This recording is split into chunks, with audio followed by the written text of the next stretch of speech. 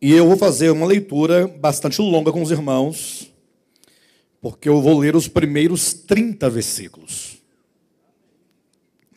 Ainda que nós talvez não tenhamos tempo suficiente para abordar toda essa porção, mas se for de darmos continuidade, na semana seguinte nós lemos os 30 versículos de novo. E isso vai nos fazendo compreender melhor o texto, né? Os irmãos acham muito fazer uma leitura de ministração da palavra de 30 versículos? Você fala assim, o que são 30 versículos para 1h30 de pregação, né, gente? Tá ok, vamos ler então.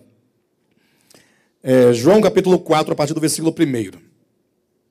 Quando, pois, o Senhor veio a saber que os fariseus tinham ouvido dizer que ele, Jesus, fazia e batizava mais discípulos que João, se bem que Jesus mesmo não batizava, e sim os seus discípulos.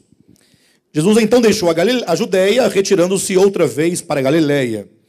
E era-lhe necessário atravessar a província de Samaria. Chegou, pois, a uma cidade samaritana chamada Sicar, perto das terras que Jacó dera a seu filho José. Estava ali a fonte de Jacó. Cansado da viagem, assentara-se Jesus junto à fonte por volta da hora sexta, por volta do meio-dia. Nisto veio uma mulher samaritana tirar água e disse-lhe Jesus, dá-me de beber. Pois os seus discípulos tinham ido à cidade para comprar alimentos. Então lhe disse a mulher samaritana, como sendo tu judeu, pedes de beber a mim, que sou mulher samaritana? Porque os judeus não se dão com os samaritanos.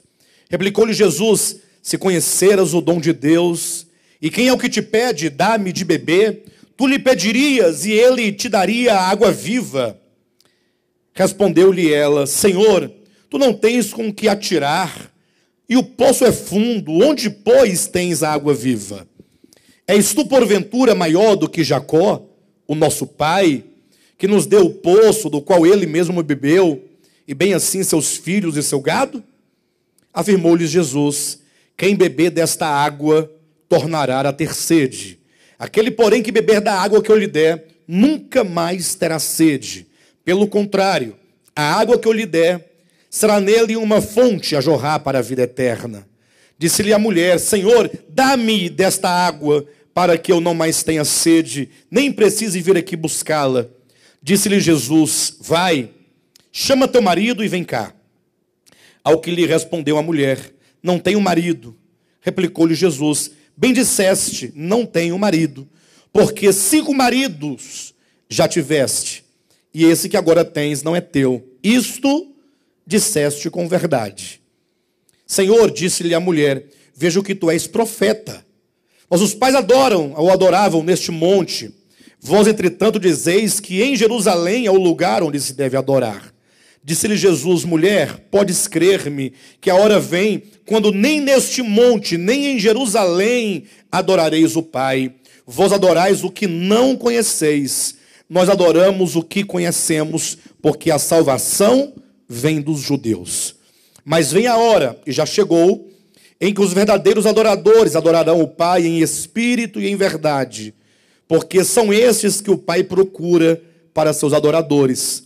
Deus é espírito, e importa que os seus adoradores o adorem em espírito e em verdade.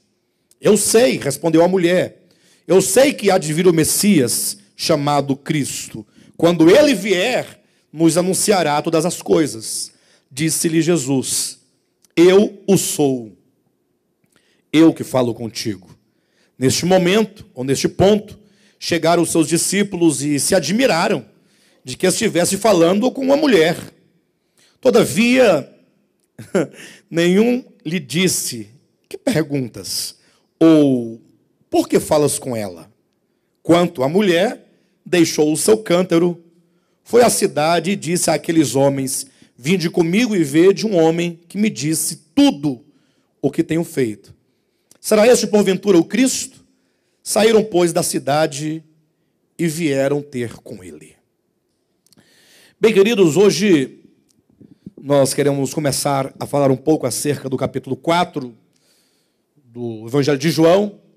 Os irmãos sabem do nosso propósito de usar este ano, todo este ano, para meditar acerca deste Evangelho tão bendito, tão abençoado, este Evangelho cuja natureza é extremamente espiritual, um Evangelho que não tem o compromisso, sem nenhum demérito aos demais, a Mateus, Marcos e Lucas, mas um Evangelho que traz puramente a essência da verdade. É como que João tivesse tido uma revelação, não somente do Cristo encarnado, como os demais tiveram, aquela experiência mais no âmbito da geografia ou do contato físico, mas João é aquele que na ilha de Patmos, ele viu e conversou e teve a revelação do Cristo glorificado, que embora homem, mas que agora estava numa plena condição de homem glorificado, totalmente desprovido de qualquer empecilho que seja meramente físico, ou de qualquer empecilho dos sentidos humanos, para que ele possa ser revelado. João, ele conheceu o Cristo transcendente. Por isso eu quero lembrar os irmãos de como ele começa o seu evangelho. No princípio era o verbo estava com Deus. Ou seja, a genealogia que ele traça de Cristo, ou as origens que ele procura traçar desse Cristo a quem ele vai anunciar no seu evangelho, eles são origens eternas. É no coração de Deus que ele começa a buscar a revelação desse Cristo, que também é apresentado como Criador no capítulo 1, como sustentador de todas as coisas, como aquele que não somente foi o agente da criação, mas que na qualidade de Logos eterno, ele é a própria vida, que a tudo gera e a tudo cria. E, portanto, é essa vida que João vai dizer que, estando nos homens, essa vida é a luz dos homens. Ou seja, imaginar ou pensar como que o próprio Deus habita o homem como vida. E essa vida não é meramente uma vida para a existência terrena, temporal, mas é uma vida que, sendo a vida eterna, é ao mesmo tempo a luz dos homens. É a luz que levará os homens ao pleno conhecimento de Deus e, portanto, é a vida que, sendo eterna, é a luz de Deus no homem que nos levará a conhecer, a experimentar e a adentrar a própria vida eterna. E João, ele foi muito enfático no final do seu livro, no último capítulo do seu livro, no último versículo, ele deixa claro como que o que aqui ele expôs neste evangelho foram alguns eventos aos quais ele chama de sinais. Na verdade, são 7 os sinais que João coligiu. Ele diz, olha, Jesus fez muito mais coisas. Eu poderia aqui narrar dezenas deles. E ele usa, né, uma figura de linguagem para dizer, ele fala que nem todo mundo caberia, nem em todo mundo caberiam os livros que fossem escritos com tudo aquilo que Cristo tinha feito. É lógico que ele está aqui usando uma linguagem de bastante exagero, né?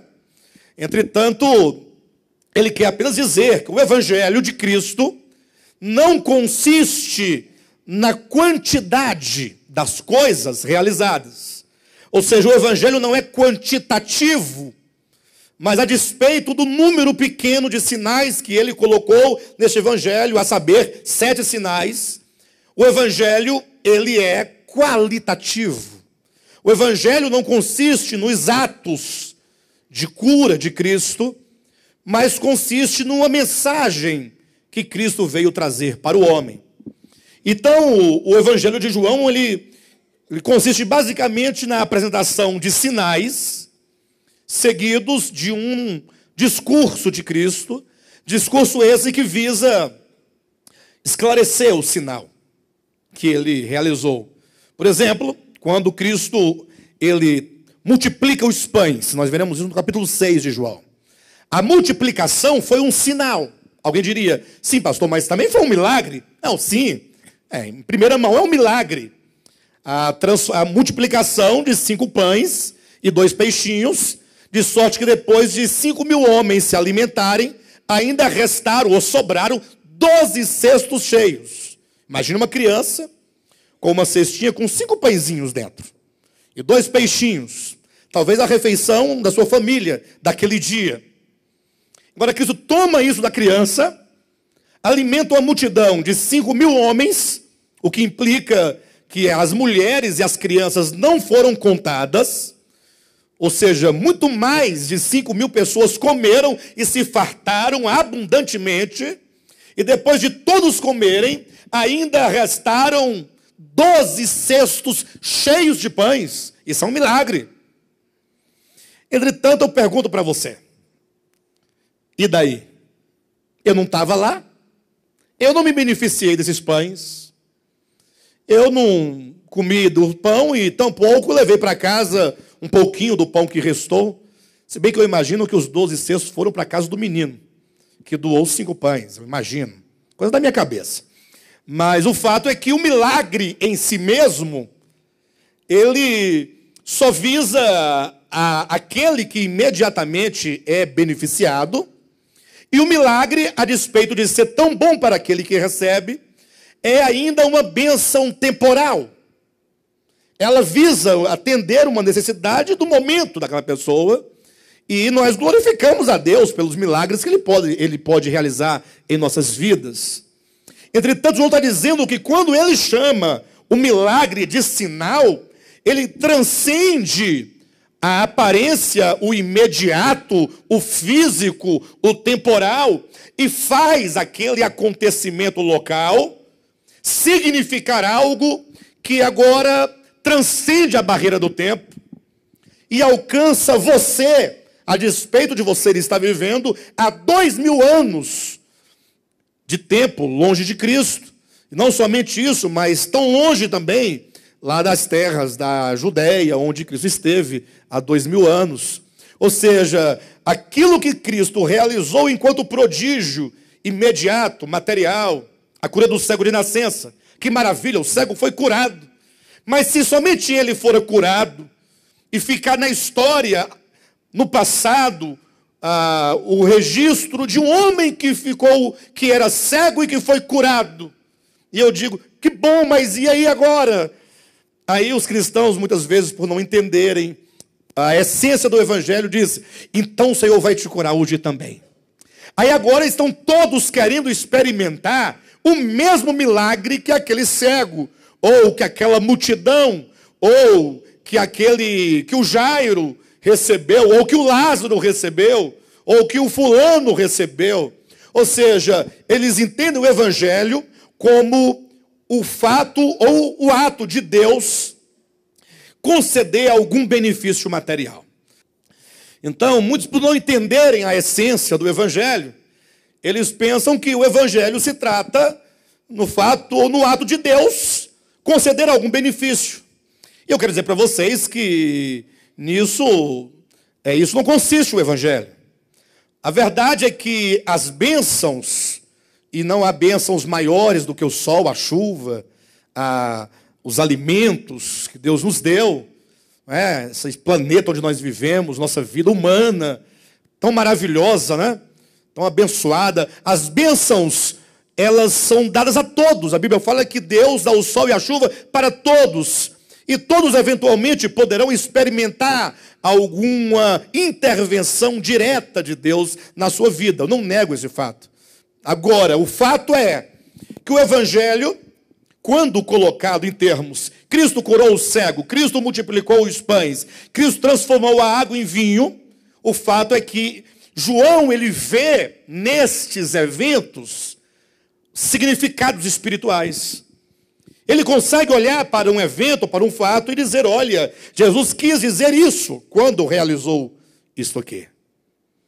Diz, olha, então, que ele mencionou aqui 7. O primeiro é a transformação da água em vinho.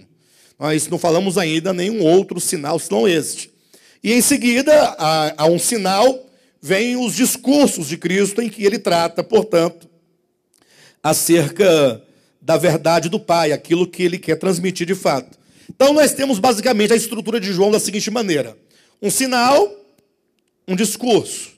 Um sinal, um discurso, mas não necessariamente nesta ordem. Pode vir um sinal e 3 discursos. No caso, Cristo se encontrou com Nicodemos. Houve ali algum sinal? Não. Ele se encontra com o homem e conversa com Nicodemos. Mas aqui está um grande detalhe que tem que ser apercebido. É que quando Cristo utiliza da sua palavra, mesmo sem fazer um sinal, o seu discurso está cheio de sinais. Porque para onde Cristo olha, ele consegue perceber algo que estava imediatamente ali aos olhos de quem falava com ele. E Cristo, então, tinha uma sabedoria tremenda em transformar aquilo que eles estavam vendo num significado espiritual da mensagem do seu evangelho. Por exemplo, estava Cristo numa certa ocasião, só para os irmãos entenderem, e aí, de repente, ele olhando para os campos, ele viu um homem semeando. O que era natural, naquele tempo, naquele lugar. Então Jesus olha e diz: olha, o reino dos céus, ou eis que o semeador saiu a semear.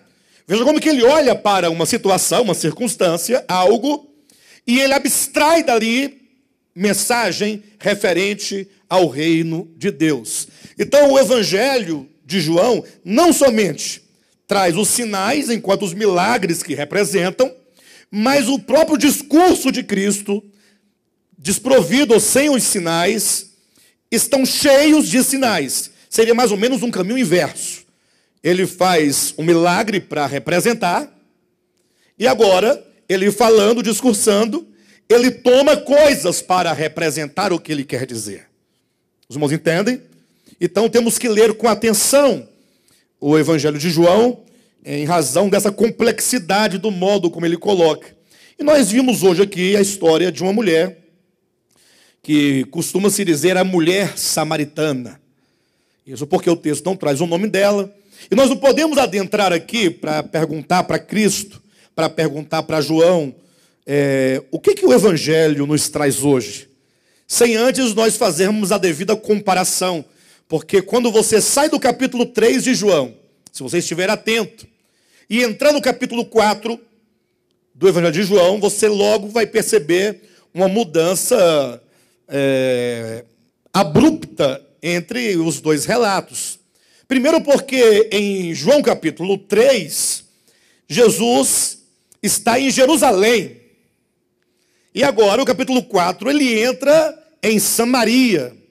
Alguém poderia dizer, mas e o que tem? Jerusalém e Samaria são 2 lugares.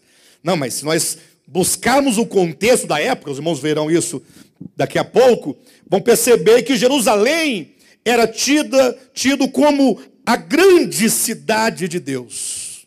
Pensem vocês, como que os judeus viam Jerusalém, o lugar sagrado, a cidade sagrada, do povo sagrado, o lugar do templo sagrado, a terra que Deus escolheu para ali fazer habitar o seu nome, a terra do Deus verdadeiro, a terra do Deus criador, a terra do Deus de Abraão, Isaque e Jacó, a terra santa. Essa era a ideia que eles tinham. Ao passo que Samaria era considerado por Israel o pior lugar do mundo que podia haver. Era considerado um lugar maldito, amaldiçoado. Isso em razão de os samaritanos serem israelitas, mas em razão, no tempo do cativeiro, eles acabaram contraindo, os que ficaram, né, em Samaria, contraindo casamento com gentios, com pagãos. E dali, daqueles casamentos, resultaram, então, uma raça mista. Daí os judeus, chamados puros, não via com bons olhos os samaritanos. Então Jesus sai de uma cidade onde se dizia santa para uma cidade de que se dizia que era um lugar onde Deus não podia estar. Nós temos aqui uma ruptura de pensamento muito grande. É como se Cristo saísse da água para o vinho, usando as palavras de João capítulo 2. A mudança é muito drástica.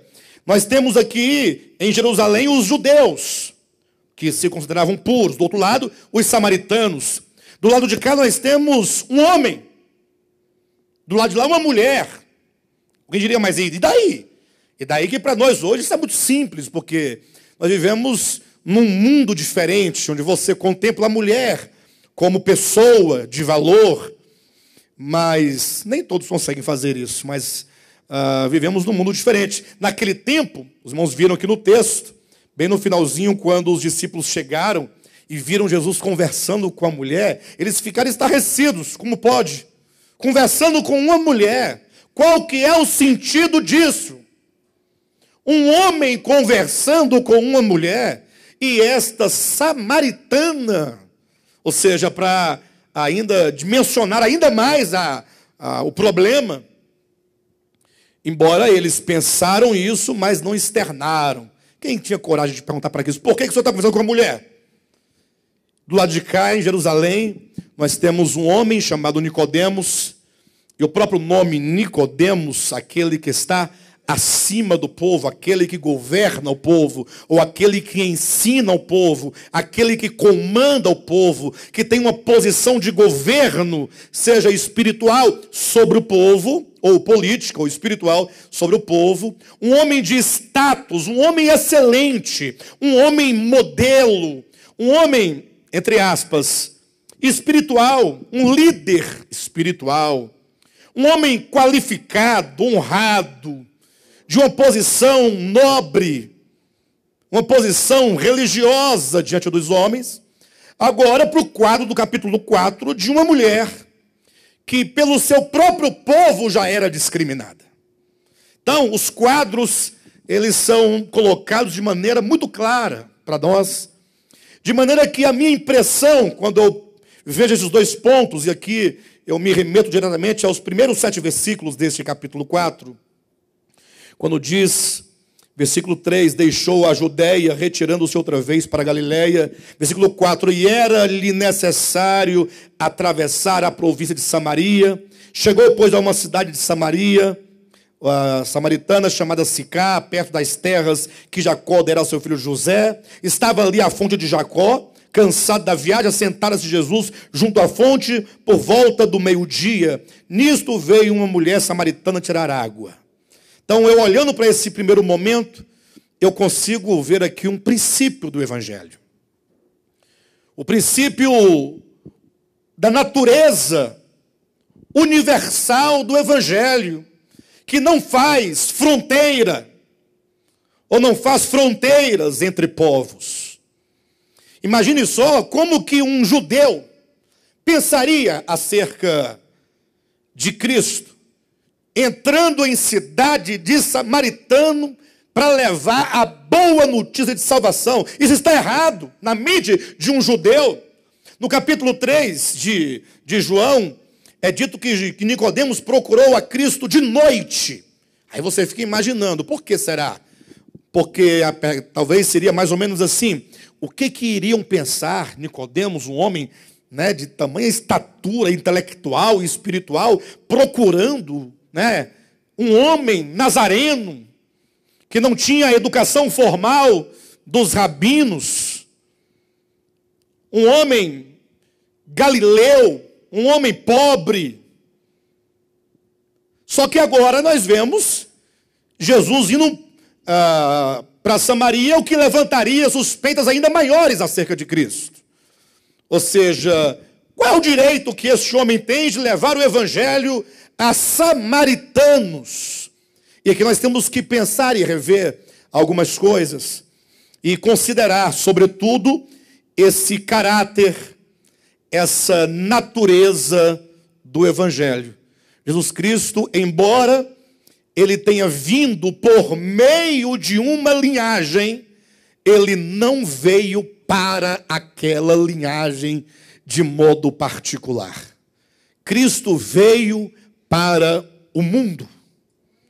Cristo veio para todos os homens. Eu sei que logo alguém deve ter aí pensado, ora, mas quando diz lá que Cristo veio para o que era seu e os seus não o receberam, alguém deve ter pensado isso. Mas eu acredito que nós já superamos o entendimento desse texto nas primeiras mensagens que aqui foram ministradas, salvo engano, e, por todos os efeitos, se alguém tiver alguma dúvida acerca desse texto, é só me procurar, e eu acredito que nós temos alguma coisa escrita, né, pastor Josué, salvo engano, acerca disso. E quando ele diz que ele veio para o que era seu, não é uma referência jamais ao povo de Israel, mas veio para o que era seu, é uma referência clara ao mundo que fora criado por ele. É só você ir lendo João capítulo 1 atentamente, e nós damos graças a Deus pela vida do nosso irmão João Batista, que nos chamou a atenção para esse fato, impediu. Olhem com carinho esse capítulo 1 e o versículo 11. Dê uma atenção especial, porque ele me desperta dúvida. Foi aí que nós, olhando carinhosamente, nós fomos agraciados com o pedido do nosso irmão. E percebemos que o capítulo inteiro não está falando de Jesus de Nazaré. Porque logo, quando lemos a Bíblia, nós temos uma inclinação a sempre pensar em Jesus de Nazaré. Aquele que nasceu de Maria, que nasceu em Belém, aquele que fora criado em Nazaré, cujo ministério se desenvolveu na Galileia. Temos essa tendência de pensar no Jesus homem. E temos que nos lembrar que João está dizendo, não, eu não estou falando do Jesus homem, sem nenhum demérito à humanidade, mas o fato é que a humanidade é o instrumento pelo qual o Verbo, que é Deus, que criou todas as coisas, por meio de quem tudo foi feito, aquele que é a vida, aquele que é a luz dos homens, ele entrou no mundo, o Verbo se fez carne e habitou entre nós. Então, quando ele diz, claramente, veio para o que era seu, como que diz, veio para aquele ou aquilo que lhe pertence. A entrada do Cristo de Deus na terra, ou no mundo por meio da humanidade, não era a entrada de alguém estranho no mundo alheio. Ele veio para o que era seu, para aquilo que lhe pertencia por direito. Porque ele é o Criador, ele entrou no mundo, veio para o que era seu, mas os seus não o receberam.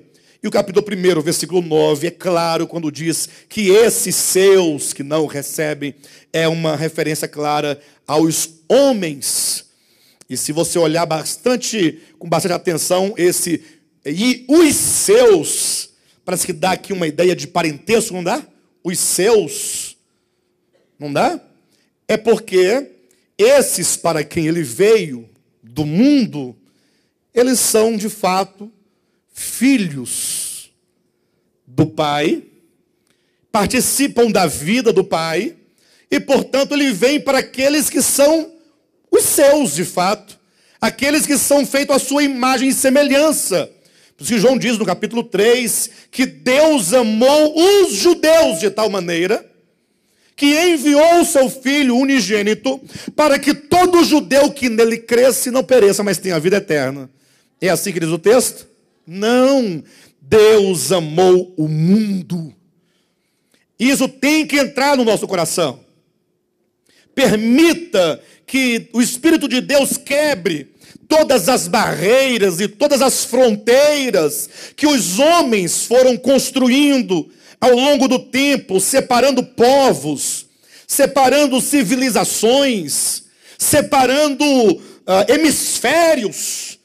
Puxa, o que você pensa quando você ouve falar, assiste a um documentário acerca dos povos do Oriente? Quando fala em Índia, o que você sente? O que você pensa? Te dá arrepios. Quando você pensa na Ásia, por exemplo, o que lhe vem ao coração está aqui. Jesus manda seus discípulos comprarem alimento. Quando eles vão, diz o versículo 4, era-lhe necessário passar por Samaria. Só que não é uma passagem como quem precisa atravessar rapidamente de um lugar para o outro, porque ele entrando em Samaria, ali tem um poço, era meio-dia, não tinha ninguém nesse poço, estava aquele deserto, aquela sequidão, ele estava ainda entrando na cidade, e ele se assenta à beira daquele poço, exatamente para aguardar por aquela mulher que ele sabia que iria naquele dia e naquele horário, buscar água naquele poço. Então, a primeira lição que eu quero trazer para os irmãos desse texto é a questão do evangelho, ou da universalidade do evangelho de Cristo. O evangelho é para os judeus, como é para os samaritanos, como é para qualquer povo. Não é sem razão que após a morte e ressurreição de Cristo, ele disse: ide por todo o mundo e pregai o evangelho a toda criatura. Ele diz: ide e fazei discípulos de todas as nações. Eu sei, calma, não fiquem preocupados com isso, que em dado momento da Escritura, nós vamos ver como que Jesus tem uma relação, de certo modo, especial com o povo de Israel. Isso é devido. Mas esta não é uma questão do evangelho em si. Essa relação especial com Israel, vamos encontrar não somente no Antigo, mas também no Novo Testamento, onde se diz que Deus tinha uma relação especial com o povo de Israel, é devida à aliança que Deus fez com Abraão. E essa aliança dizia: olha, Abraão, de ti eu farei uma grande nação, e por teu intermédio eu abençoarei todas as famílias da terra. E, portanto, essa relação com a nação de Israel, que era a descendência carnal de Abraão, é uma questão meramente da economia de Deus, do projeto de Deus, para que, por meio desse projeto, quanto ao seu aspecto imediato, material e temporal, ele viesse a alcançar todas as famílias da terra. Então, se vê claramente, logo no início, essa questão da natureza universal do Evangelho de Deus. Permita-se que ser trabalhado por Deus, permita, se você tiver alguma resistência ainda no seu coração, porque nós fomos, afinal, catequizados, né? Nós fomos catequizados. Brasil Colônia receberam aqui os primeiros padres jesuítas que vieram catequizar os índios. Vieram aqui e vestiram os índios. Vestiram em dois sentidos. Vestiram roupas literais, porque eles estavam nus, como vestiram os índios com a roupagem do cristianismo. Agora pensa na resistência dos índios, olhando com desconfiança, aquele povo, sei não. E os que vieram da África, então, também, aquela suspeita. Mas o fato é que nós fomos catequizados inicialmente, e depois nova catequese surgiu quando os americanos trouxeram o evangelicalismo para o Brasil. E isso nos fez, fatalmente, pessoas sectárias. E dentro do próprio cristianismo, o sectarismo estava e está implantado, enquanto a noção de certo e errado, em termos convencionais, do que seja ético e moral. Ou seja, essa igreja não é de Deus, porque essa igreja, as irmãs usam brinco. Não é imaginário que situação? Agora, essa igreja é de Deus, porque essa igreja olha como as irmãs se vestem. Parecem um tanto de mongas. Quanto mais monga, mais santa. Quanto mais monga, mais perto de Deus. Mas que tolice! Isso chegou a um ponto tal em que o incrédulo aí, que se usa das redes sociais para criticar o sistema evangélico, e aí ele acaba criticando o evangelho diretamente, né? Chegou a dizer que Deus foi lá e fez uma mulher horrível. Aí o diabo, com raiva, fez uma mulher muito bonita. Porque mulher bonita é do diabo, mulher feia é de Deus. Mas isso é exatamente o que nos foi legado.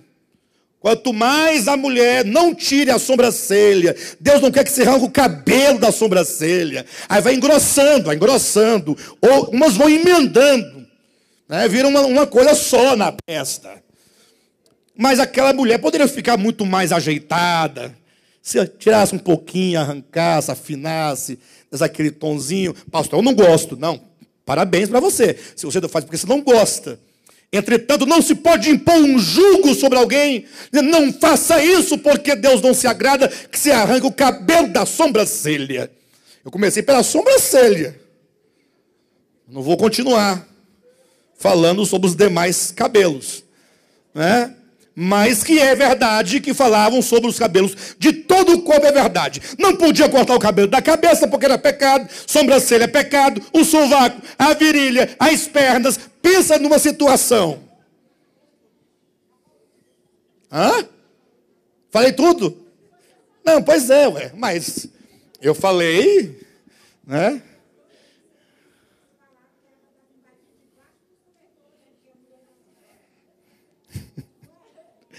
Os irmãos entenderam? Como que nos fizeram sectários?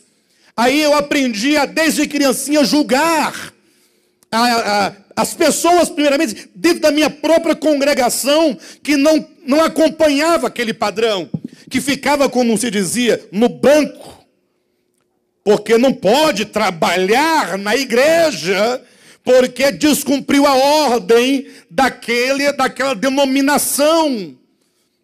Agora imagine só o preconceito que nós tínhamos e a barreira quando nós olhávamos para os batistas. Meu Deus do céu, aquele povo estava muito longe. Condenação na certa. Mas nós fomos assim ensinados e catequizados. Então hoje ainda existe muito, no meio do povo de Deus, muita acusação, existe muito desprezo, existe muito preconceito, porque nós ainda carregamos um tanto de coisas dentro de nós que nos fazem julgar as pessoas pela aparência. Pela aparência. Ou pela aparência não quer dizer simplesmente por aquilo que parece, mas julgamos as pessoas por aquilo que não interessa a Deus, que é o estereótipo físico. Porque o que Deus olha no ser humano não é aquilo que o homem procura no ser humano. Lembra lá da história de Jessé? Quando recebeu Samuel em sua casa, e Deus queria ungir um rei, aí foram trazendo os filhos, aí foi trazendo do maior e do mais bonito, até acabar em todos os filhos. Não é esse, não é esse. Aí, pois é, está aqui, meu último filho é esse. E Deus disse, não é nenhum deles. Será que eu estou na casa errada? Estou no lugar errado? Senhor, eu acertei o endereço. É na casa de Jessé mesmo? Aí vem, quando o profeta fala assim, mas não tem mais nenhum. Tem que perguntar, não tem mais nenhum. Tem um lá que está lá no campo, cuidando das ovelhas. Mas aquele lá não... Bobagem trazer aqui. Não vai ser ele. É quando... Vai buscar para a gente ver. Vai que é. Chega lá aquele menino. É um menino. Ruivo. Eu fico imaginando o pastor Moisés novo. Pastor Moisés jovem. Pastor Moisés, eu fico imaginando você jovem, né? Não posso nem pensar no Pedro, porque o Pedro, como ele tem uma mentalidade mais jovem que a do pai, obviamente, pelo tempo, ele já malha mais um pouquinho, ele ia dar. Mas o Moisés, tadinho, imagina ele naquele tempo, onde o ombro era uma bola, os bracinhos descido, ruivozinho, tal, aí vai chegando, e talvez Jessé pensando, né? Mandei buscar só por desencargo de consciência, mas não tem fundamento. Não tem lógica. Quando então Samuel diz, olha, Deus, ele não vê como o homem vê. O olhar de Deus é diferente. O olhar de Deus, ele passa de largo dessas coisas que os homens valorizam. Porque Deus, quando olha para alguém, Ele olha para a alma, para o coração. E o livro de Hebreus ainda diz que o olhar de Deus ele é tão profundo e entra tão profundamente dentro do homem que é mais eficaz do que uma espada de 2 gumes. Porque sendo ela de 2 gumes, ao penetrar, corta de um lado e também do outro. Só que é dito que é muito mais eficaz a palavra de Deus, a ponto não somente de entrar no homem, dividir juntas e medulas, mas ela é apta a penetrar e separar o espírito da alma. Olha a agudeza do olhar de Deus.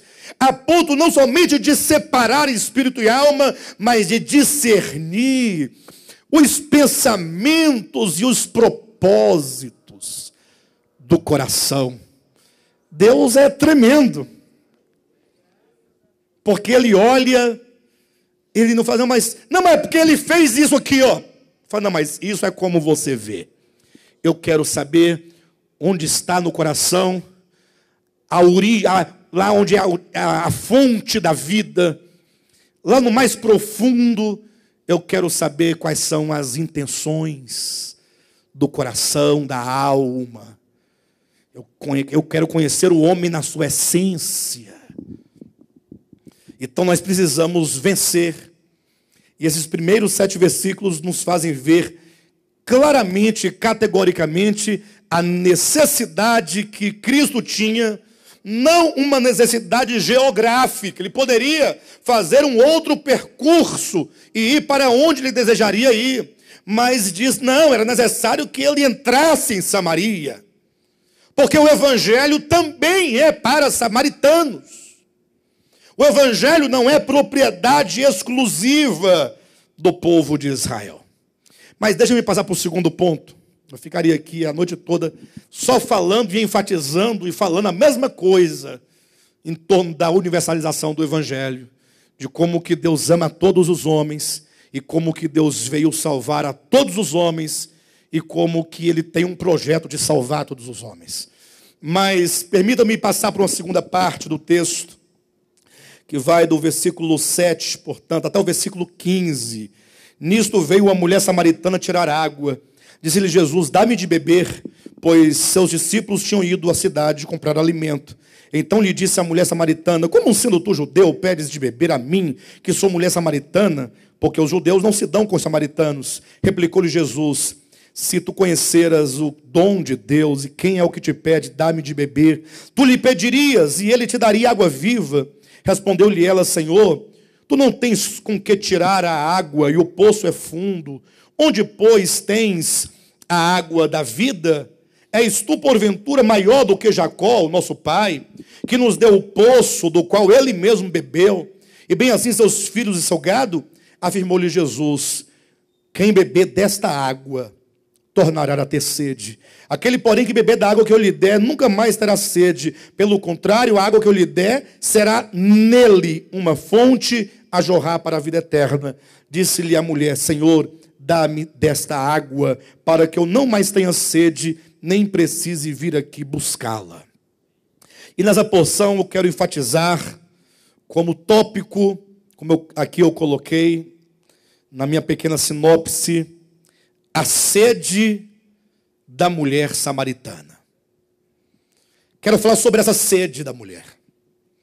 E para entender um pouco acerca da sede da mulher samaritana, que é a minha sede, que é a sua sede, vale lembrar que quando Cristo disse com Nicodemos, de alta posição social em Jerusalém, ele diz, olha, é necessário nascer de novo. Mas por que ele não disse para Nicodemos, se tu conheceras o dom de Deus, eu dar-lhe-ia a água viva, e tu então nunca mais teria sede? Por que dizer para Nicodemos do novo nascimento? Vejam os contextos, repare que é intencional o discurso de Cristo. Que quando Nicodemos perguntou, ou disse, sabemos que tu és mestre, vindo da parte de Deus, por que não respondeu Cristo dizendo, respondeu-lhes Jesus, em verdade eu te digo, que se você não beber da água eterna, você continuará a ter sede.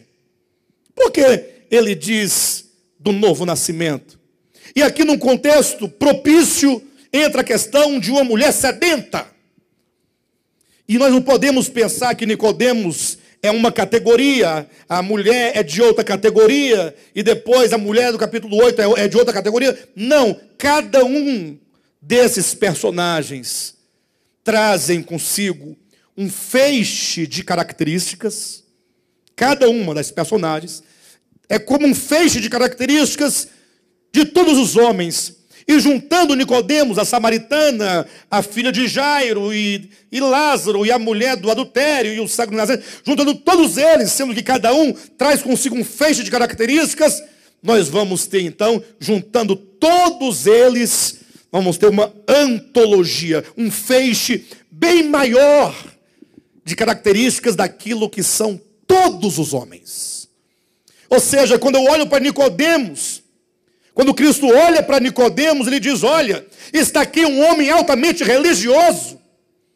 Olha, está aqui um homem de uma posição religiosa muito alta e, portanto, a sua moral ou o conceito que ele tem acerca de si mesmo em relação à ética, em relação à moral, em relação aos usos e costumes, em relação às orações, ele pensa de si mesmo que ele não precisa de nascer de novo. Porque no entendimento de Nicodemos, quem tem que nascer de novo é o pecador. Eles esqueceram que ele também era um pecador, que toda aquela roupagem religiosa era apenas uma roupa de fato. Então Jesus vai no ponto necessário. Nicodemos, não interessa se você é o Nicodemos. Não importa se você é o líder, é um dos mestres, se você é o conhecedor da palavra, se você é pastor em Israel, isso não tem valor para Deus. Isso é criação do homem. Da parte de Deus é simples. O reino de Deus precisa, ou só se é possível adentrar o reino de Deus, ou mesmo ver o reino de Deus, se você nascer de novo. Isso porque há de se falar para todos os Nicodemos, para todos os religiosos, porque esse senso de religiosidade e de autojustiça humana está presente em todos os homens. Cada um sempre vai dizer de si mesmo: a minha religião é a certa, a de vocês, não. É assim ou não é? Mas basta o cristianismo para nos ensinar. Qual que é a igreja certa? É o DEVAP. Ou não é? É lógico que não é. Porque a igreja é orgânica, são pessoas a quem Cristo salvou. E o fato é que o seu ministério, não a sua igreja, pode ser um ministério que tenha uma identidade ou uma vista exterior como o Nicodemos.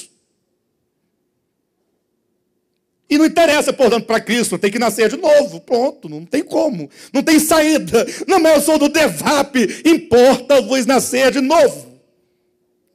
Tem que saber de nome, do que é, do que não é, do barbudo, esse aí que está complicado mesmo para ele. Agora, quando chega na mulher samaritana, não há aqui nenhuma roupagem de religião ou de moral. Pelo contrário, é uma mulher despida interiormente de qualquer sentimento de altivez, de orgulho, de qualquer coisa. É uma mulher sedenta. Uma mulher que tem sede. Uma mulher que tem uma necessidade profunda interior, que tem uma sequidão dentro dela.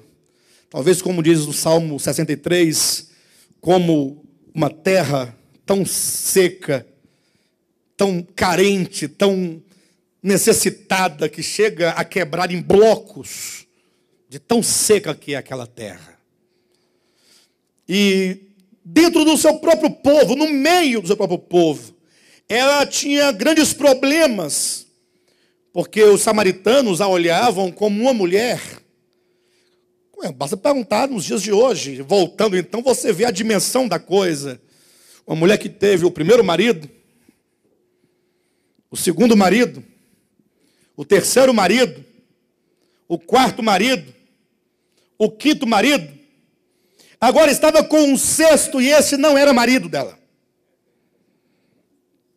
Então, o seu próprio povo, que já era um povo, né, tido pelos judeus como um povo impuro, um povo, agora, esse próprio povo também tem o seu olhar seletivo.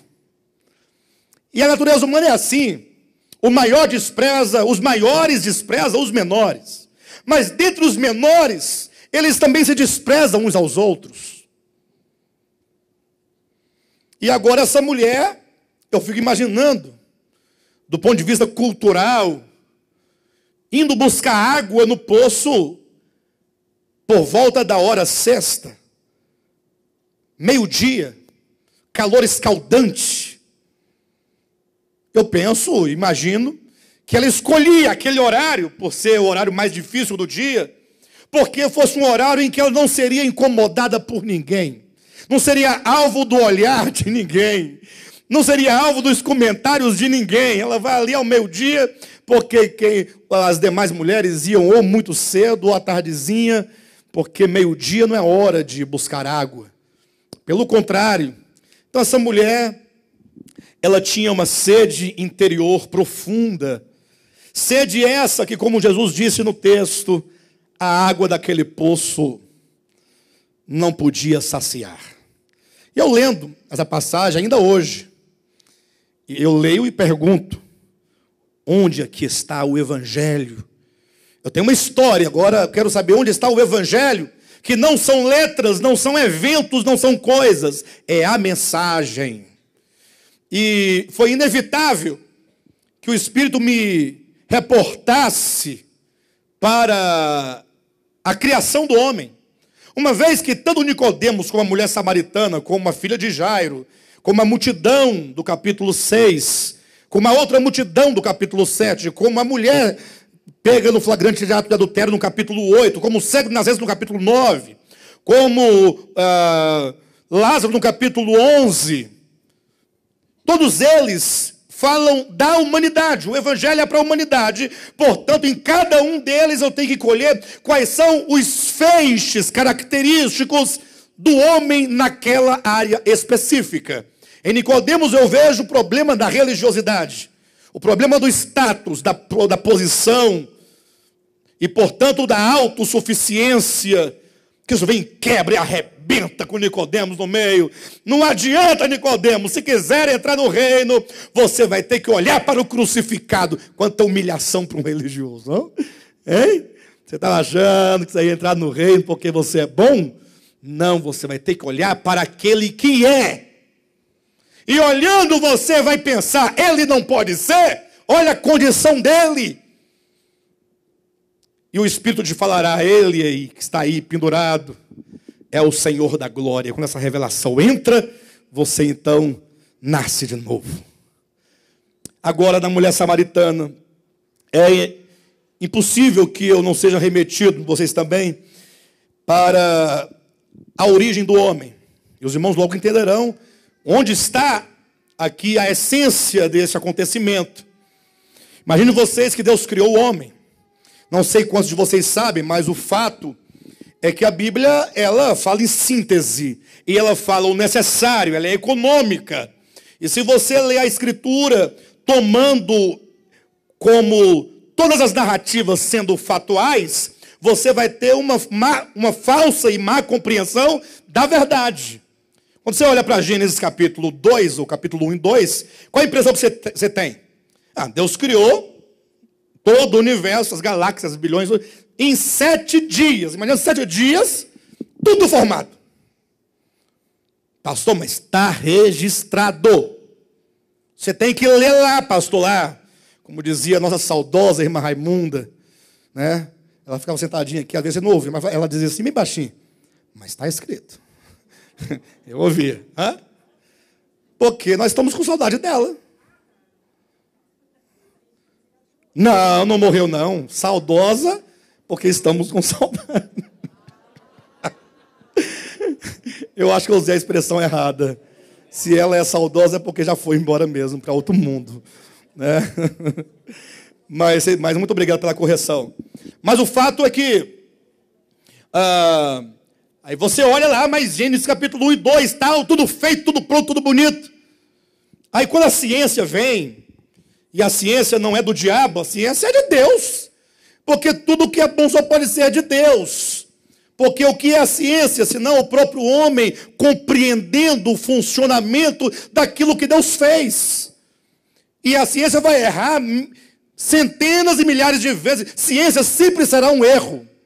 Porque a ciência sempre é a tentativa de explicar uma hipótese. E é o dado conhecimento que alguém tem naquele dado momento da sua compreensão possível. Amanhã o homem consegue compreender coisas que outrora ele nem imaginava que havia, que desconstrói a tese provada anteriormente, e ele então consegue provar uma nova hipótese, e assim a ciência vai no caminho trôpego de tentar acertar, mas sempre por meio da luz. A vida que estava nele é a luz dos homens, essa vida que vai orientando os homens. Então a ciência erra muito, mas o fato é que ela não é de todo má, de toda má, né? Não é totalmente má, mas está ali caminhando, como diz Paulo, tateando, buscando Deus, buscando a explicação. Aí quando ela diz, não pode ter sido feito tudo em 7 dias, é impossível. Mas a fé diz, não, mas Deus é poderoso. Mas é lógico que ele é poderoso. Ninguém pode duvidar da onipotência de Deus.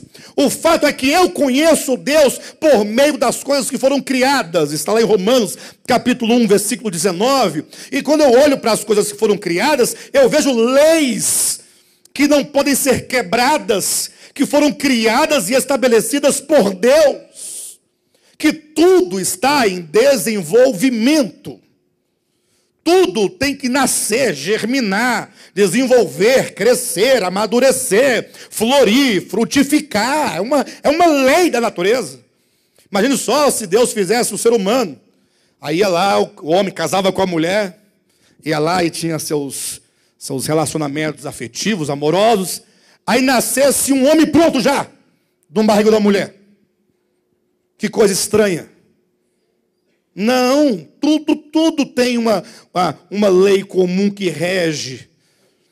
Enfim, de todo modo, o homem criado por Deus, e a prova do que eu disse está na própria Escritura, é que o homem foi criado num estágio inicial de inconsciência de si mesmo. Um estágio inicial de pré-consciência acerca de si mesmo. Pastor, onde você leu isso na Bíblia? Ora, está lá em Gênesis capítulo 2, quando fala acerca de uma tal árvore, que é uma metáfora, um símbolo de algo. A árvore do conhecimento do bem e do mal. Portanto, eu estou claro de que antes de o homem comer da árvore do conhecimento do bem e do mal, o fato é que ele não conhecia o bem e o mal. Ele não discernia entre o bem e o mal.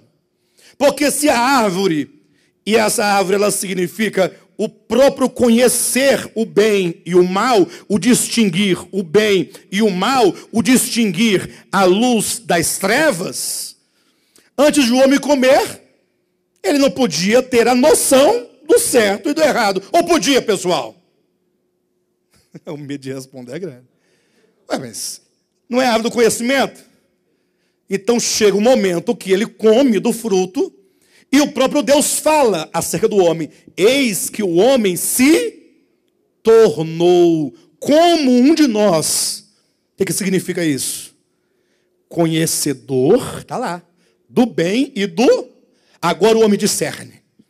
E esse momento é o momento mais sério da existência humana. É esse ponto quando ele transita da inconsciência para a consciência, quando ele deixa a sua condição meramente instintiva, até então, para agora passar a um degrau acima de toda a criação infra-humana, e agora o homem, ele discerne o bem, ele discerne o mal, ele passa a separar as coisas, a fazer os links, as relações, a interpretar, a compreender. O homem agora se vê no mundo como um ser superior às demais criações, ou às demais criaturas, porque ele agora é um homem dotado não somente de vontade própria, porque os animais não têm vontade própria, ou têm? E agora, não somente dotado de vontade própria, mas o homem é dotado de quê? De arbítrio. Porque conhecer o bem e o mal é o mesmo que arbitrar. Decidir, julgar. Você vai ter que julgar agora o que fazer. Pastor, mas Deus não disse que se o homem comesse da árvore ele morreria? O fato é que o texto, se lido no hebraico, ele vai dizer mais ou menos assim, que uma vez que o homem adquirisse o conhecimento do bem e do mal, esse seria o momento em que ele haveria de julgar, de decidir, se ele haveria de viver por meio do conhecimento, ou se ele haveria de viver por meio da vida, que é o próprio Deus. Isso Jesus fala lá em João capítulo 6, versículo 57, quando ele fala assim, olha, assim como o Pai que vive, olha a expressão, ele não diz assim como o Pai, que é o Altíssimo, que é o Eterno, olha a seleção de palavras, assim como o Pai que vive, me enviou, e eu vivo por meio daquele que vive por meio do Pai. Quem de mim se alimenta, por mim viverá.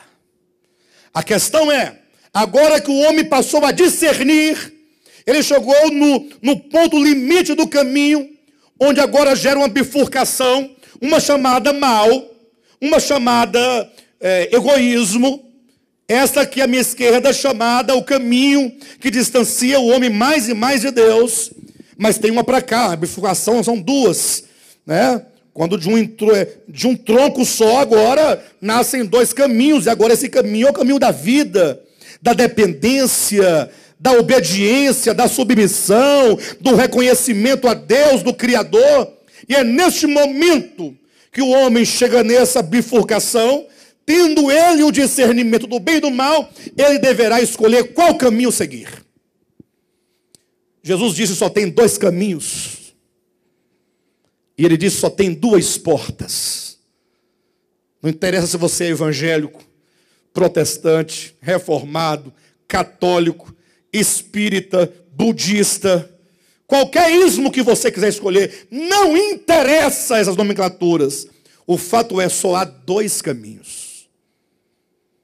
Mas não entenda os dois caminhos como sendo o cristianismo é o caminho e todas as religiões é o outro caminho.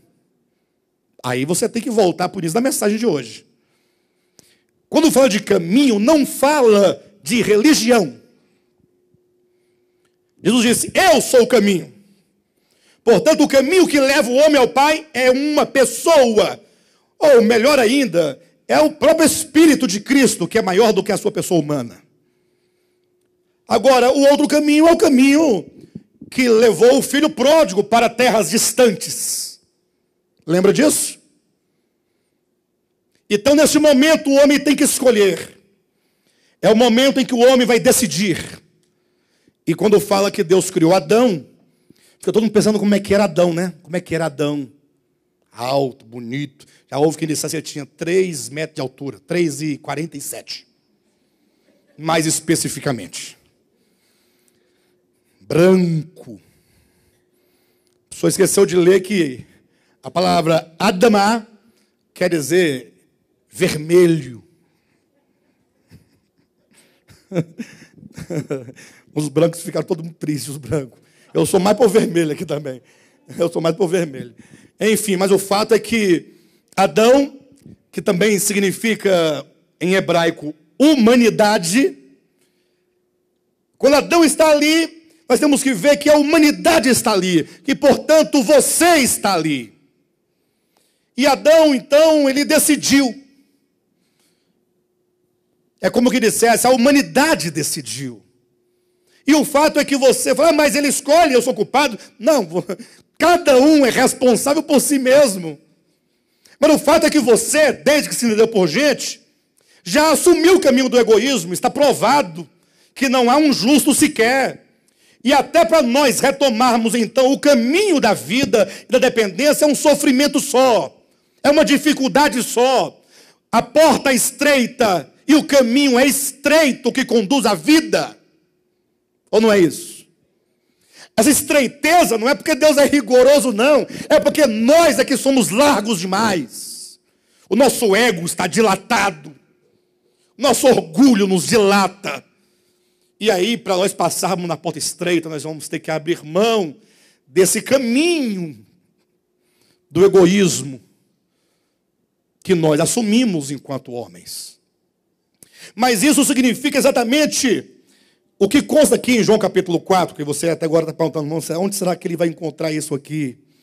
O problema é que quando a Bíblia fala sobre as duas árvores, a da vida, viver por meio da vida, ou viver por meio do conhecimento, o fato é que viver por meio do conhecimento gera morte.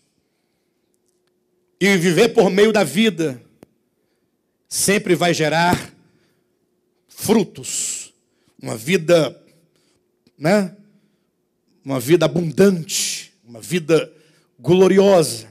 E quando, portanto, eu vejo uma mulher que vai a um poço com um cântaro de barro buscar água, aquele cântaro representa o homem, ela precisa de enchê-lo de água, ela tem que matar a sua própria sede, ela tem um vazio existencial.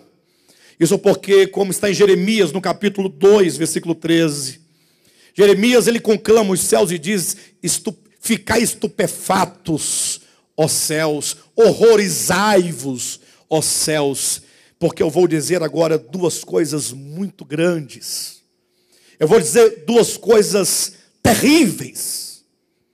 Eu vou dizer para vocês, ó céus, duas coisas que não se dá para imaginar, não se dá para conceber, inconcebível. O que eu vou dizer é inconcebível. E os céus ficam horrorizados, fala logo, homem, pelo amor de Deus, o que você vai dizer de tão grave? Ele disse, o meu povo, é Deus falando por Jeremias, o homem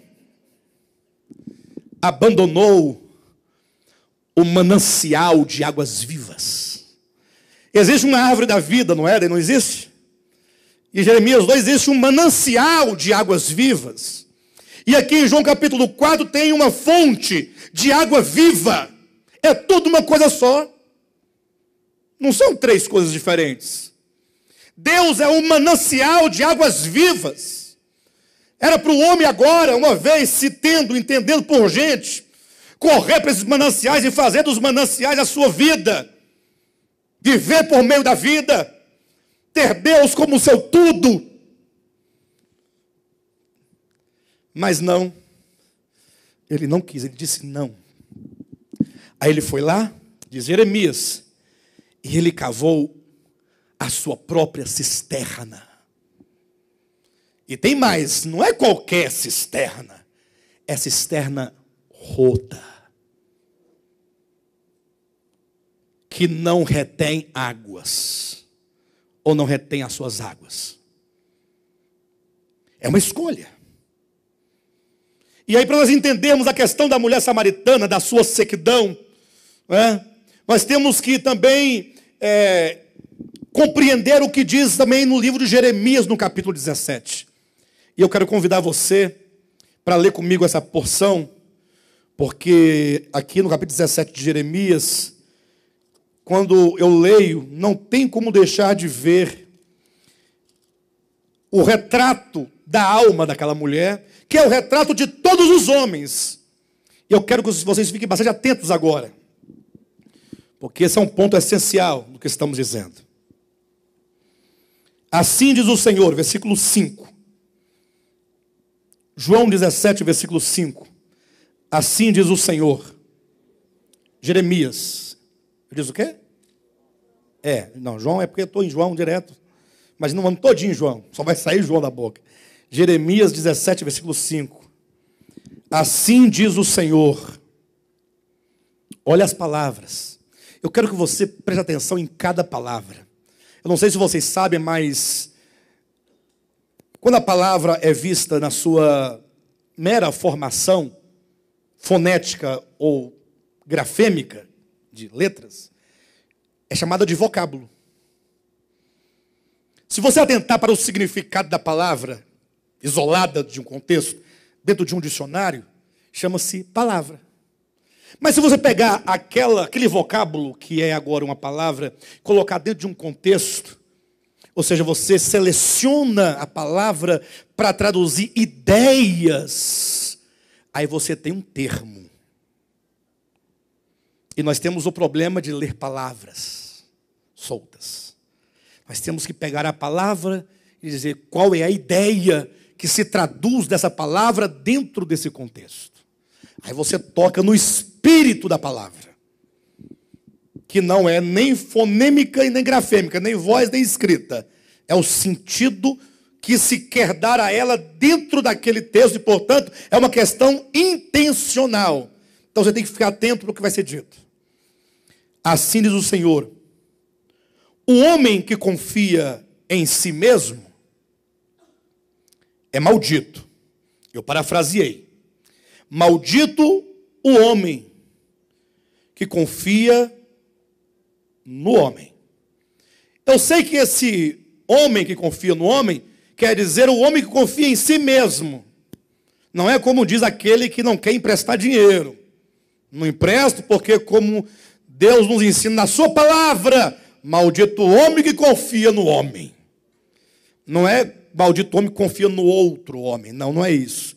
É o homem que confia em si mesmo. Eu sei disso porque no versículo 7 nós temos o contrário. Bendito o homem que confia no Senhor. Então, o homem aqui, o segundo homem, maldito o homem que confia no homem, esse segundo homem está para o Senhor. Então, ou eu confio no homem, em mim mesmo, na minha capacidade, na minha força, na minha sabedoria, no meu trabalho, na minha produção, ou eu confio no Senhor, nele. Fonte de todas as coisas boas, fonte de todo bem, manancial de águas vivas. Se eu confio no homem, deixo de confiar no Senhor. Se eu confio no Senhor, eu não confio em mim mesmo. Eu não confio no homem, não somente em mim mesmo, mas eu não posso confiar nos homens enquanto homens. Colocar a confiança no homem, no ser humano. E diz então: maldito o homem que confia no homem. Quando o homem confia no homem, o que ele faz? É aquele que faz da carne mortal o seu braço e aparta o seu coração do Senhor. Aqui está a queda do homem, Gênesis 3. Aqui está exatamente quando o homem diz ao manancial: por que eu vou ficar na dependência do manancial se eu posso cavar a minha própria cisterna? É pequena, mas é minha. Lá é grande, é manancial, mas é Deus. Eu posso produzir o meu próprio alimento, tudo eu posso fazer. Eu sou homem, afinal eu sou conhecedor do bem e do mal. Eu faço a distinção, eu sou capaz, eu posso. E aí agora, quando esse homem toma tal decisão, olha só a descrição de como é este homem, e você vê se porventura você não vê isso exatamente na alma daquela mulher samaritana. Porque será como um arbusto solitário no deserto. Olha, será como um arbusto solitário no deserto. E não verá quando vier o bem. Arbusto solitário no deserto. Ou seja, não basta ser um arbusto, é um arbusto solitário. Não basta ser arbusto solitário, é arbusto solitário no deserto. Quantas almas não estão nessa situação? Quantos cristãos, pessoa como qualquer pessoa, não vive essa experiência? Embora sempre no meio de muita gente, mas você se sente um arbusto. Você se sente um arbusto solitário. Você se sente um arbusto solitário no deserto. E você com sua própria boca sempre declara: será que nunca chega meu dia? Nunca chega a minha vez? Não vê quando chega o bem. O bem passa por você, você não vê. Incapaz de enxergar, incapaz de perceber, incapaz de sentir. Uma alma, olha como diz o restante do texto, Antes morará nos lugares secos do deserto, na terra salgada e inabitável. Não basta morar nos lugares secos do deserto. Ainda é dito que esse lugar é uma terra salgada. Não tem água. E é salgada. É uma alma que fala assim, não vejo significado, não vejo sentido. O homem caído, todos nós, não se esqueça disso. Não se sinta superior. Estamos sempre tratando da humanidade e nunca nos excluímos dela. O homem, desde a sua queda, ele tem um vazio, ele tem uma sede. E parece que ele comeu uma carne de sol goiana. Não sei se vocês já compraram carne de sol em Goiânia. Pelo menos lá em Aparecida, cadê o Lucas e o Giovanni? Estão ali, né? Eu já vi vocês aqui. Lá não tem onde comprar carne de sol, lá não existe carne de sol. Lá você compra e você pode escaldar, reescaldar 1000 vezes, nunca você consegue comer. Nunca, já falei para o Giovanni, não tem jeito, aqui não tem jeito. Quando eu vim aqui, eu tenho que trazer uma carne de sol de Brasília, porque carne de sol não é carne de sal. Lá é sal de carne. É ruim, é difícil. Já fizemos algumas experiências lá, não funciona. Como diz a Vaninha, não funciona. Ou funciona, Giovana? Ela vai dizer, a bicha está com a cabeça baixa, morrendo de vergonha. Mas é a filha do Giovanni, gente, a filha do pastor Giovanni, que vai casar com o Lucas, filho do Kelvis, mais a Sandra. O que acontece, então? Será como o arbusto solitário no deserto e não verá quando vier o bem, antes morará nos lugares secos do deserto, na terra salgada e inabitável. Isso aqui é a descrição psicológica, emotiva, espiritual, sobretudo, de alguém que procura de todos os meios se preencher e não consegue. Alguém fala, pastor, eu sinto muito, mas eu não consigo ver aqui, nesse texto, a mulher samaritana, porque para mim tem uma diferença muito grande entre esse texto e a samaritana. A samaritana é alguém que está buscando a Deus. A samaritana, ela está preocupada com o lugar de adoração.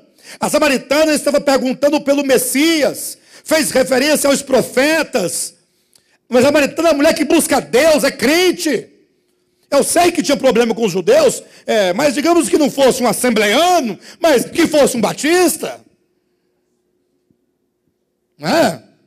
Não é lá, mas se é alguma coisa, calma.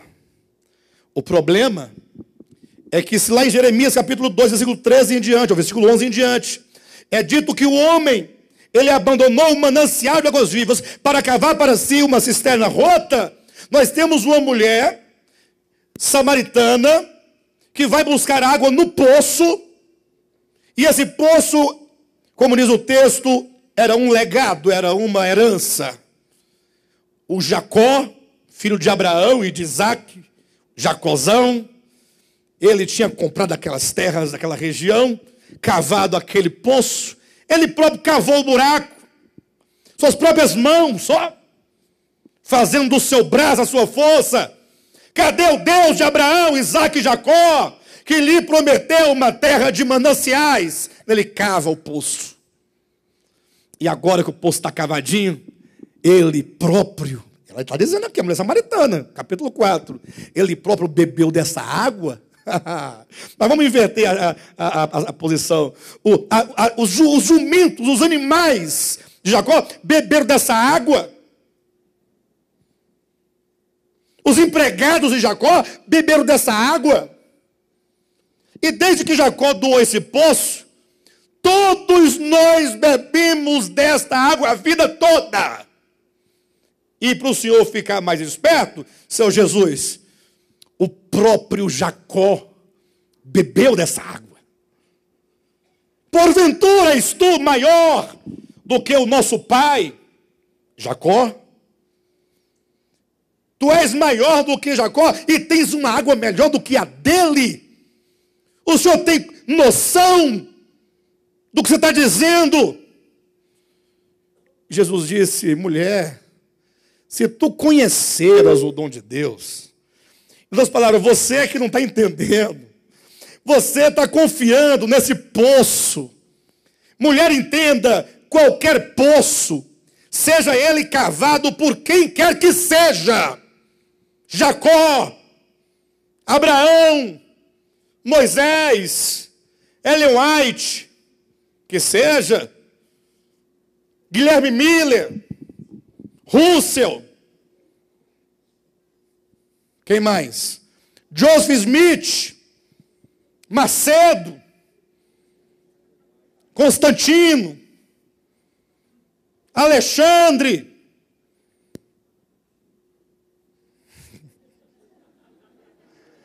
não interessa quem cavou o poço. Eu sempre me coloco, mas nunca para me colocar nas categorias dos grandes homens da história. É apenas para você entender que, eventualmente, você pode estar seguindo uma pessoa. Porque aquela pessoa interessa quem é a pessoa. Mas foi Jacó que cavou, ele bebeu, é um poço tradicional. Mulher, se tu conheceras o dom de Deus, esse é o ponto. Ela não conhecia o dom de Deus, porque Deus amou o mundo de tal maneira que deu o seu Filho unigênito. O dom de Deus é o próprio Cristo. Se tu conheceras o dom de Deus, olha, tu lhe pedirias, tu suplicarias a Ele, e Ele te daria água viva. É isso que você tem que entender, que todo poço cavado, a despeito de quem o tenha cavado, é sempre um poço em detrimento aos mananciais de águas vivas, aos rios de águas vivas. Sempre vai haver esta dicotomia. Você pode ir até lá no manancial, pegar um pouquinho d'água, mas se você já separou de lá e jogou no seu poço, é o seu poço. Por isso que há muitas religiões, ou mesmo segmentos dentro do cristianismo, que sobrevive por meio de ter que alimentar um coração, uma alma, sempre com a mesma coisa, que no primeiro momento parece saciar, mas a sede volta. Porque não é eterno. É um engodo, apenas uma maneira de você se sentir preenchido, mas logo o vazio é sentido novamente, porque o preenchimento não era verdadeiro. O que é um poço, pastor? Um poço é um meio de que você se utiliza, em primeiro plano, que você cava para você não precisar de viver na dependência do manancial. De modo prático, podemos dizer que um poço significa qualquer tentativa e qualquer busca de ser feliz, de ser pleno, de ser realizado a partir da sua própria capacidade de autorrealização. É a ignorância, a ilusão de achar que pode, que será bem-sucedido, ainda que eu não retorne para a casa do meu pai. Então essa mulher samaritana depositava toda a sua confiança naquele poço. E Jesus falou assim: olha, quem bebe deste poço torna a ter sede. Você pode beber hoje dessa água, amanhã, depois, a sua sede nunca vai passar. Nunca, absolutamente. Agora, existe uma água que ela é viva. E não é somente viva. A quem eu der essa água se torna, dentro dela, uma fonte. Imagine agora você sendo uma fonte. Você nunca será o manancial. O manancial é Deus. E Deus sendo o manancial, ele está oculto. Porque onde fica o manancial? O manancial é visível? Não, o manancial é no interior da terra. Ele não é acessível imediatamente. E ele não é visível. Mas se você receber a revelação deste manancial, o manancial oculto na terra ali embaixo, águas vivas. Agora, imagine só quem descobre esse manancial. É como aquele que descobriu um tesouro escondido num campo, não tem?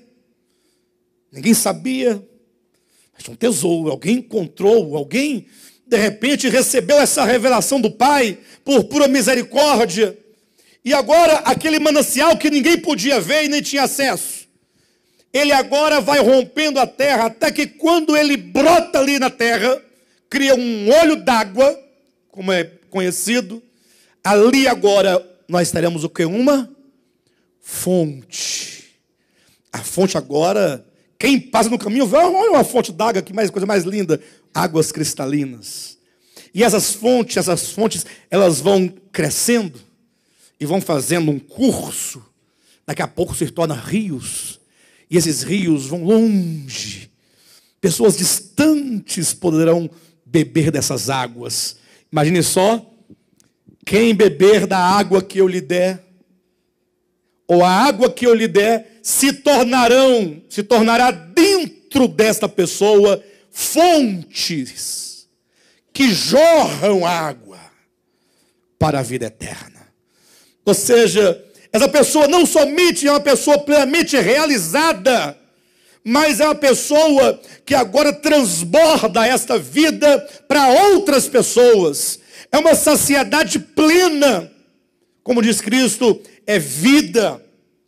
Mas não é somente vida que eu vim trazer, é vida em abundância. E aí já não importa mais nada para você que seja do mero âmbito terreno, material, físico, tangível. O mundo pode cair, ou você pode ter grande sucesso na sua vida, mas nada disso mais te seduz, nem te entristece. Como diz o apóstolo Paulo, eu aprendi a viver contente em toda e qualquer situação. Ele passa a elencar situações como fome, nudez, desprezo, desonra, maus tratos. Do outro lado ele coloca honra, mesa farta, riquezas, glórias. Fala, eu vivo contente de um jeito ou de outro. Essas coisas perderam todo o significado e sentido, porque eu entendi que essas coisas são meros poços. Quando o homem torna essas coisas a sua própria vida e faz delas a razão da sua existência, ele tem poços. Aí quando você descobre que isso não é nada, descobriu o manancial de águas vivas. Agora você pode até ser rico, mas você nunca será possuído pela riqueza.